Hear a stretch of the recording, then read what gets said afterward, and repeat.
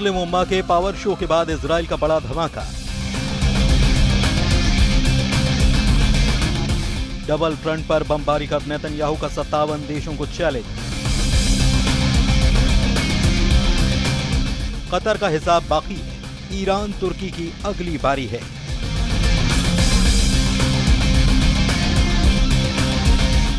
उनतीस सितंबर अरब की नेटो से ट्रंप का एनकाउंटर। इजराइल को डराने की चाल उल्टी पड़ गई। नेतन्याहू ने 57 देशों की धमकियों का जवाब धमाके से दिया है। इजराइल फिर भड़क गया है। इजराइल अब दोगुनी ताकत से मारने लगा है। इजराइल लिमिट क्रॉस करने लगा है। इजराइल आर पार के युद्ध के मोड में आ चुका है। इजराइल ने 4 एंड फाइनल की तारीख भी तय कर ली है। इजराइल के प्लान पर ट्रंप के मोहर लगते ही अरब वर्ल्ड में बारूदी बवंडर उठेगा, कई देश जलेंगे। नेतन्याहू ने क्लियर कट कहा है कि हमास का साथ दे रहे देशों को बर्बादी झेलनी होगी, जिसमें कतर भी है, तुर्की भी है, ईरान भी है और सीरिया भी है।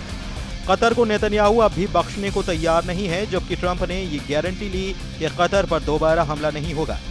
आखिर कतर से इजराइल कट्टर दुश्मनी निभाने पर क्यों तुल गया? क्यों कतर का एक एक कदम नेतन्याहू का दिमाग गर्म करता जा रहा है?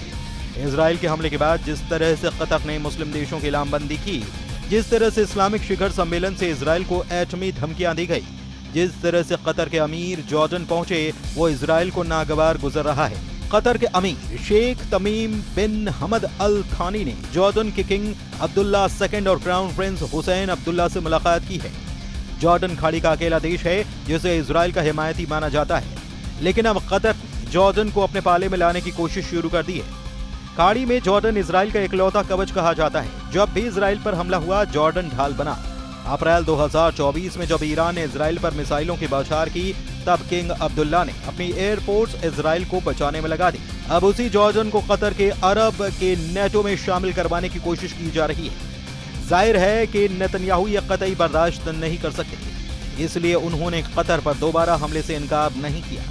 नेतन्याहू ने यह भी साफ किया कि इजराइल सभी फ्रंट पर दुश्मन के खात्मे तक बारूद बरसाता रहेगा। गजा से सना तक बारूदी कोहराम मचा है। इजराइल दुश्मनों को मातम मनाने का मौका भी नहीं दे रहा। यमन के सना में जब हूथी लड़ाके 30 ताबूतों के साथ गम में डूबे थे, जब अंतिम संस्कार हो रहा था, तभी इजराइल ने हमले का 2nd राउंड शुरू कर दिया। हूथी फाइटर्स के चीथड़े उड़ाने के लिए इजराइल ने मिसाइलों की बौछार कर दी। हमला हूथी लड़ाकों के गढ़ कहे जाने वाले होदेदा पोर्ट पर हुआ। इजरायली सेना ने भीषण बमबारी कर बंदरगाह को जला डाला। यमन से अब दूसरे वॉर जोन में चलिए। गजा में टैंक दौड़ रहे हैं, बारूदी गोला दाग रहे हैं। हर तरफ सिर्फ मौत ही मौत है, और जो लोग टैंक की मार से बच रहे हैं, इजराइल उन्हें जंगी जेट से मिसाइल दाग कर भस्म कर दे रहा है। सिर्फ 24 घंटे में इजराइल ने गजा से 4 लाख लोगों को खदेड़ कर बाहर कर दिया। इजराइल ने गजा सिटी में ग्राउंड ऑपरेशन यानी कि जमीनी हमले से हाहाकार मचा दिया है। इजराइल का मकसद गजा सिटी के उन इलाकों में घुसना है जहां पर हमास के कब्जे में अब भी कई बंधक होने की आशंका है। ये वो इलाके हैं जहां अब तक इजरायली सेना ने बड़े पैमाने पर कार्रवाई नहीं की थी, लेकिन जब से ट्रंप ने नेतन्याहू को फ्री हैंड दिया है, तब से गजा बारूदी कब्रिस्तान में बदल गया है। इजराइल के हवाई हमले से गजा में फोन लाइन और इंटरनेट ठप होने की जानकारी है। गजा में करीब 21 लाख लोग हैं। इजराइल ने गजा के 75% इलाके पर पहले से कंट्रोल कर रखा है। फिलहाल गजा में हमास के पास 50 बंधक हैं। अनुमान है कि इसमें 20 बंधक अब भी जिंदा हैं, जबकि 28 मारे जा चुके हैं। इजराइल बंधकों की रिहाई के लिए अब देर करने के लिए तैयार नहीं है। इजराइल ने पिछले महीने यानी अगस्त में गजा सिटी पर कब्जा करने की प्लानिंग को मंजूरी दी थी। इसके तहत करीब 60,000 रिजर्व सैनिकों को वॉर जोन में बुलाने के आदेश जारी किए गए थे। प्लान के मुताबिक गजा सिटी पर कब्जे के अभियान के लिए कुल 1.30 लाख सैनिकों की तैनाती की गई। पहली खेप में 2 सितंबर को करीब 40-50 हजार सैनिक फ्रंट पर भेजे गए। दूसरी खेप नवंबर, दिसंबर और तीसरी फरवरी मार्च 2026 में जरूरत पड़ने पर बुलाई जाएगी। नेतन्याहू ने इस मिशन को गिदोन्स चैरियट्स भी नाम दिया है। गजा युद्ध का फैसला करीब करीब फाइनल है। हमास के बचने की कोई उम्मीद नजर नहीं आती, क्योंकि प्रेसिडेंट ट्रंप ऐसा ही चाहते हैं। ट्रंप ने 29 सितंबर को नेतन्याहू को एक बार फिर से तलब किया है। व्हाइट हाउस में ट्रंप और नेतन्याहू की मीटिंग बंधक रिहाई के साथ कतर पर भी होगी। नेतन्याहू संयुक्त राष्ट्र महासभा में संबोधन के 3 दिन बाद ट्रंप से मिलेंगे। नेतन्याहू को प्रेसिडेंट ट्रंप ने फोन कॉल कर मुलाकात के लिए कहा है। ट्रंप के दूसरे कार्यकाल की शुरुआत के बाद से व्हाइट हाउस में नेतन्याहू के साथ उनकी ये चौथी मुलाकात होगी। ट्रंप से मीटिंग में नेतन्याहू कतर की कारगुजारियों का सबूत भी पेश कर सकते हैं। कतर को इजराइल, तुर्की और ईरान की तरह ही लड़ाका ग्रुप का सरगना मानने लगा है, क्योंकि कतर पर हमास के साथ कई टेरर ग्रुप को समर्थन देने का पता लगा है। कतर चैरिटी के अल कायदा को वित्तीय सहायता पहुंचाने के पुख्ता सबूत इजराइल ने जुटा लिए हैं। सीरिया में अल नुसरा फ्रंट को बशर अल असद के खिलाफ तख्ता पलट में कतर की मदद का भी शक है। Al Qaeda commander Abu Musab al Zarqawi को कतर ने पनाह दी।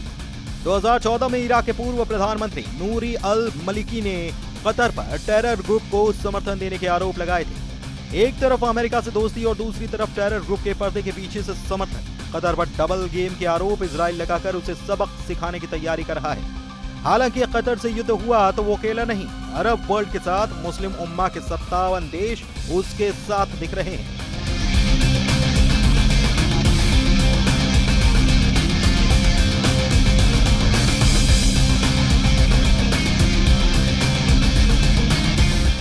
आर्थिक रूप से मजबूत अरब देश कहा जाने वाला कतर है तो बहुत छोटा, लेकिन हथियारों के मामले में सबसे बेहतरीन वेपन सिस्टम से लैस है। कतर के पास 36 रफाल फाइटर जेट हैं। कतर के पास 24 यूरो फाइटर टाइफून जेट हैं। कतर के पास 37 F-15 ईगल लड़ाकू विमान हैं। और ये ताकत कतर को अरब देशों में सबसे ज्यादा मजबूत एयरपोर्ट्स भी बनाती है। लेकिन सवाल वही कि क्या कतर इजराइल को जवाब देगा या फिर वो शुरुआती रिएक्शन के बाद खामोश बैठ जाएगा। इजराइल ने हमला करके दिखा दिया कि उसके दुश्मनों के लिए कोई जगह सुरक्षित नहीं। ऐसे में अब इजराइल के एक्शन ने तुर्की के लिए बड़ा खतरा पैदा कर दिया है, क्योंकि तुर्की भी हमास के बड़े मददगार देशों में शामिल है। एक बार फिर से सवाल कि ईरान, यमन और लेबनान से लड़ने के बाद इजराइल के टारगेट पर पूरा अरब वर्ल्ड आ गया है। और अब इस युद्ध में बाकी अरब देश भी क्या कूदेंगे, क्योंकि सऊदी अरब ने भी कह दिया है कि वो कतर के साथ खड़ा है और कतर के लिए वो अपनी पूरी ताकत का इस्तेमाल करेगा।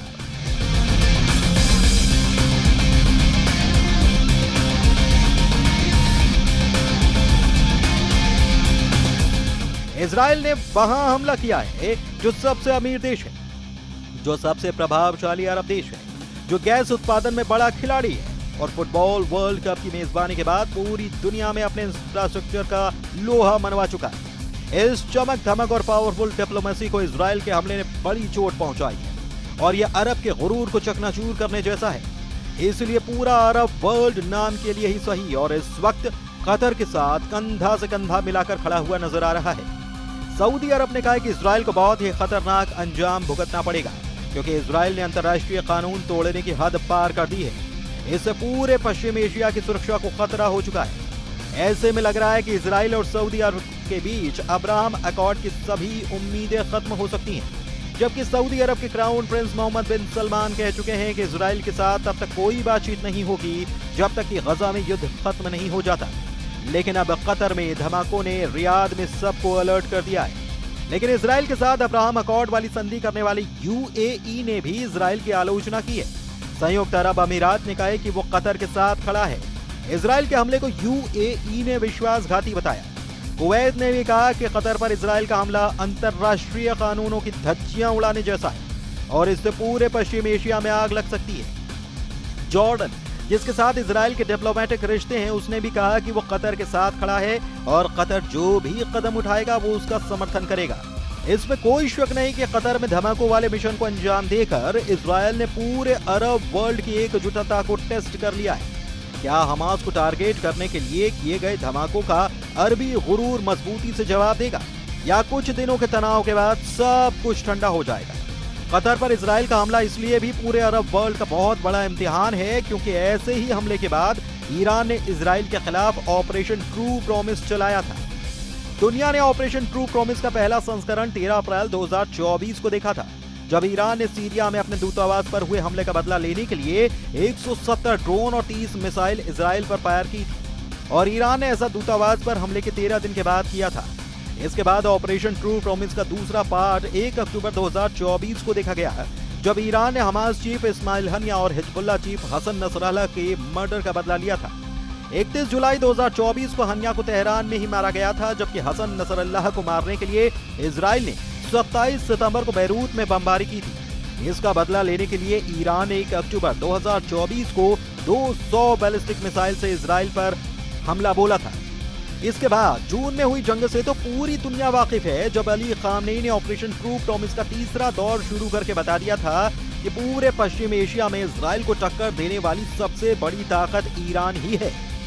ईरान के रक्षा मंत्री ने कहा है कि 12 दिन के युद्ध के बाद ईरान अब डबल ताकत के साथ युद्ध लड़ने के लिए तैयार है।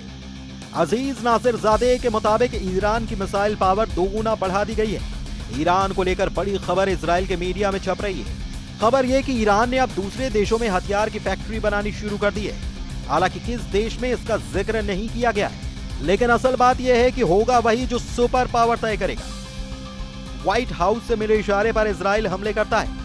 सुपर पावर के हथियारों से इजराइल युद्ध जीतता है और 29 सितंबर की तारीख इसलिए बेहद अहम है।